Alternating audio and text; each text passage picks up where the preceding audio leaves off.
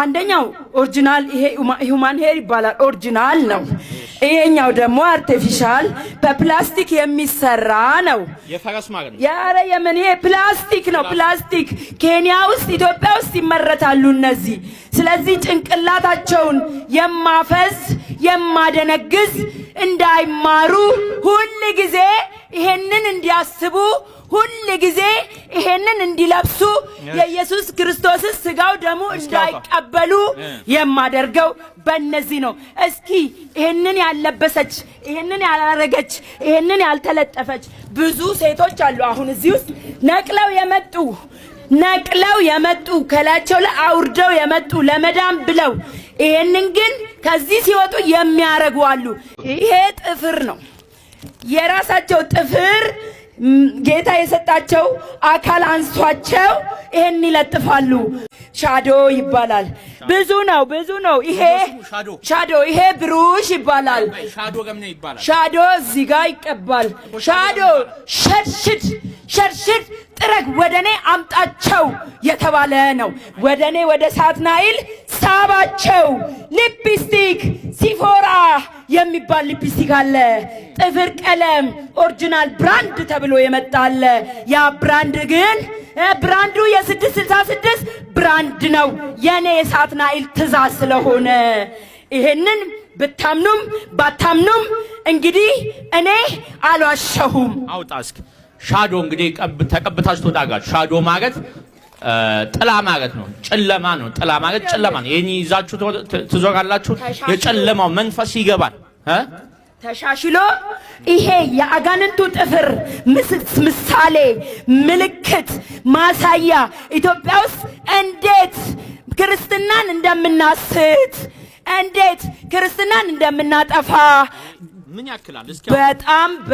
በጣም ይሄ የራሱ የሳትናኤልን ጥፍር ነው የሚያክለው የራሱ የሳትናኤልን ጥፍር ነው የሚያክለው ይሄ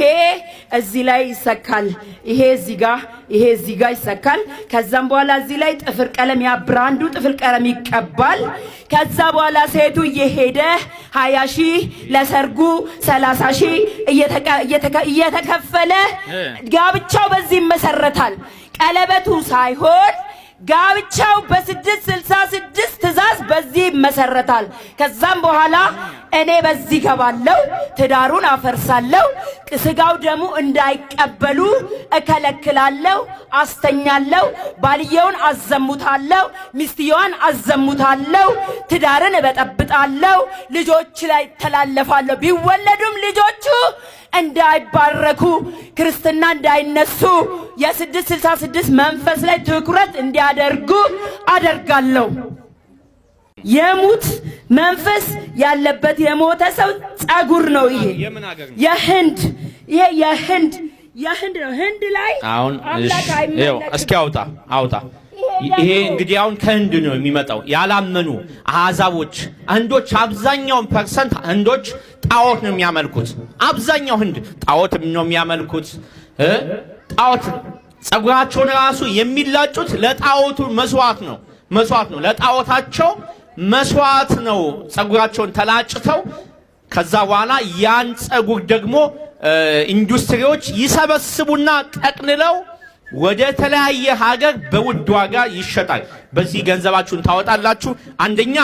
ችግሩ ምንድነው ያ የጣዖት መንፈስ ውስጣችሁ ይገባል ሁለተኛ ቅድስት ሥላሴ መሳደብ ነው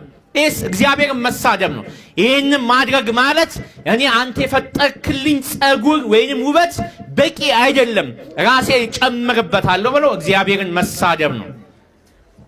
ጣዖትን እኮ ተቀበልን ማለት ነው የነሱ መንፈስ ተቀበልን ለነሱ መንፈስ ተገዛን ማለት ነው ስለዚህ በጭንቅላታችን መንፈሱ ይገባል የአይምሮአችንን ያሳምማል ደማችንን ያሳምማል በሽተኛ እንሆናለን